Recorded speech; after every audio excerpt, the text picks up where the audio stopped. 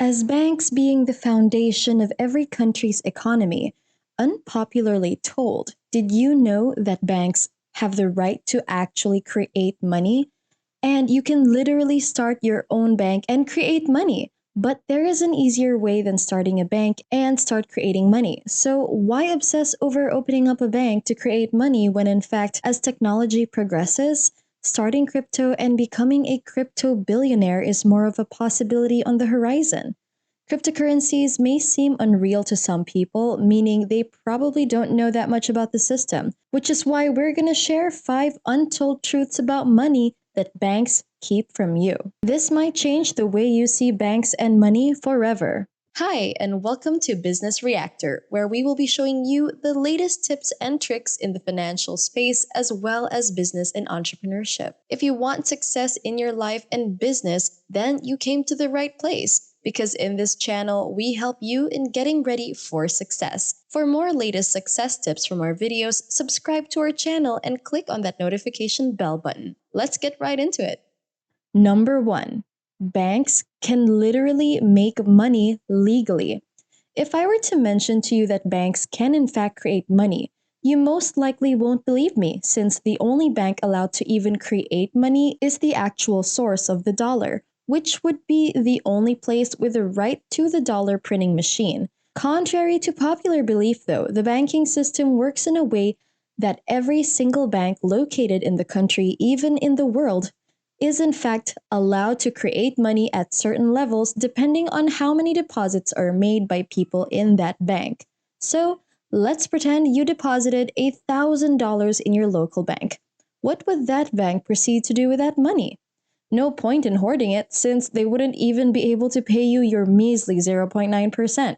To make use of it, the bank lends your money to someone who maybe wants to get a mortgage and collects interest eventually, which is most of the time actually more than 0.9%. But instead, like a credit card interest around 20%. Wow, that's insane. It's way higher than that 0.9% the bank pays you on your savings account.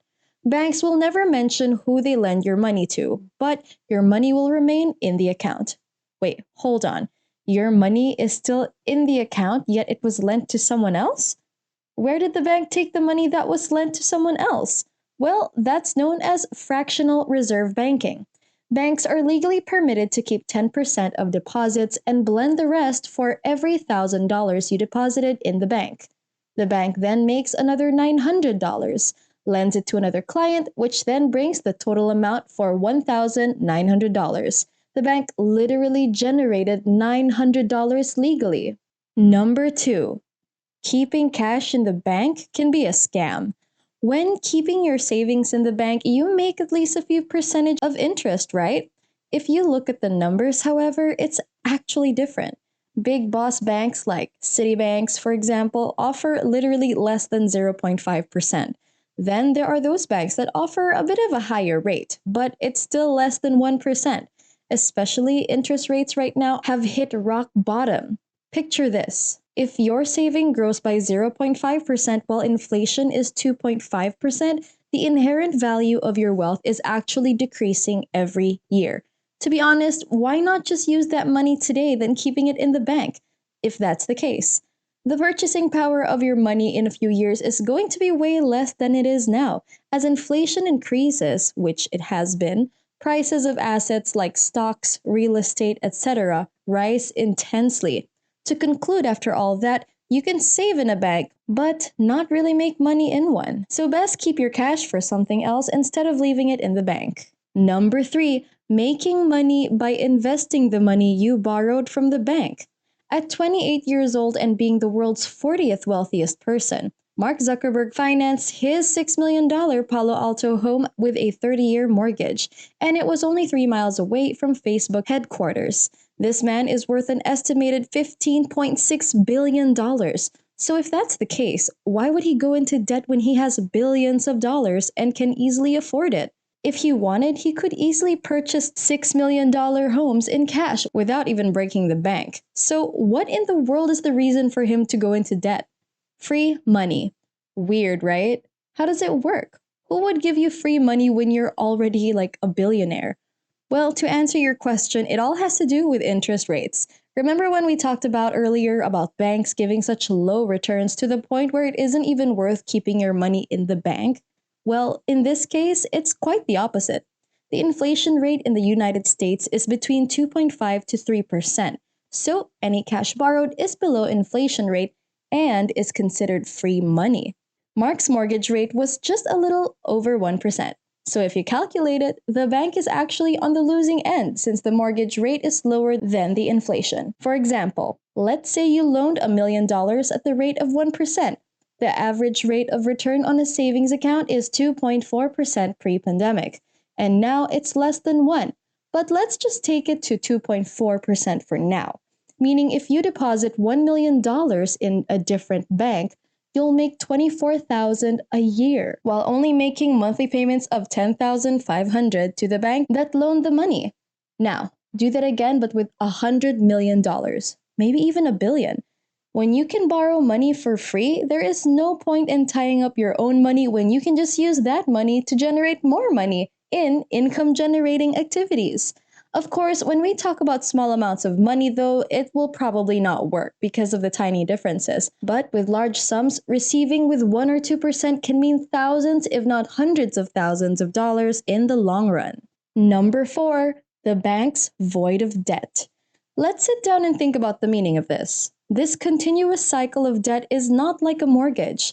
It's not the 3.5% a year, it's most likely 20%.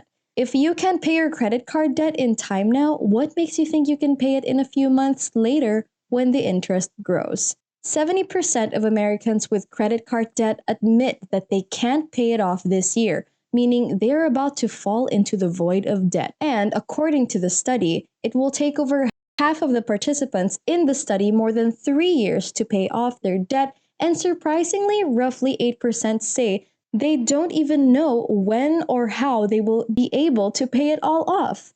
That, my friend, is how banks make the big bucks. As most people spend without thinking about how they will pay back, they waste time in not being on time and end up receiving higher interest rates. Plus, they're used to a certain standard of living, and boy, do they want to maintain it, even if they can't afford it. Which is the reason why banks keep wanting to shove the selling of brand new credit cards down your throat. Now, don't misunderstand. Using credit cards responsibly is a fantastic method to build your credit score. But if you're not financially responsible, then you probably shouldn't have one, as it can push you into that void of debt. After hearing all that, I hope you're finding the video interesting so far. If you do, don't forget to leave a like and comment down below your thoughts. We'd love to hear them. Number 5, the banks favor the rich. As much as we'd like to think that banks are pro-people, in the end of the day, they are still a business, with shareholders and investors pouring money in hopes of grabbing a piece of the pie.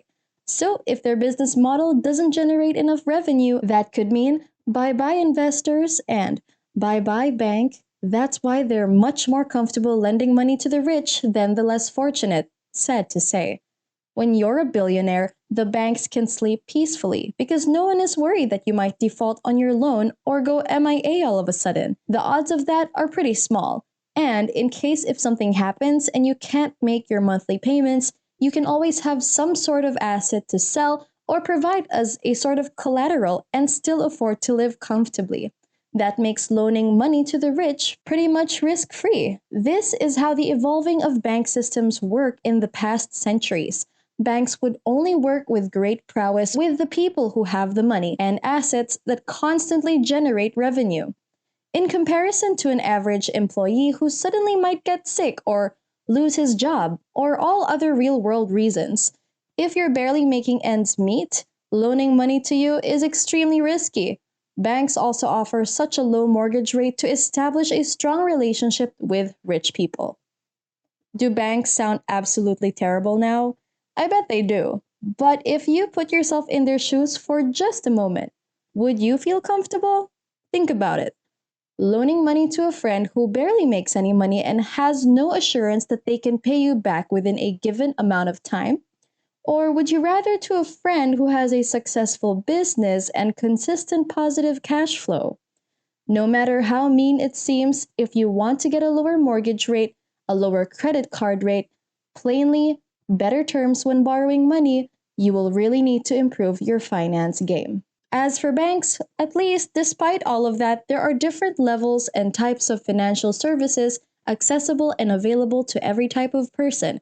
You just need to find one that suits your needs. And that's it for today. If you're new to this channel, don't forget to subscribe and turn on your notifications for up-to-date videos on new trends and tips in the financial space, as well as business and entrepreneurship. Also, do leave a comment below if you have any thoughts and give a press on that like button. Thanks for watching, and I'll catch you in the next video.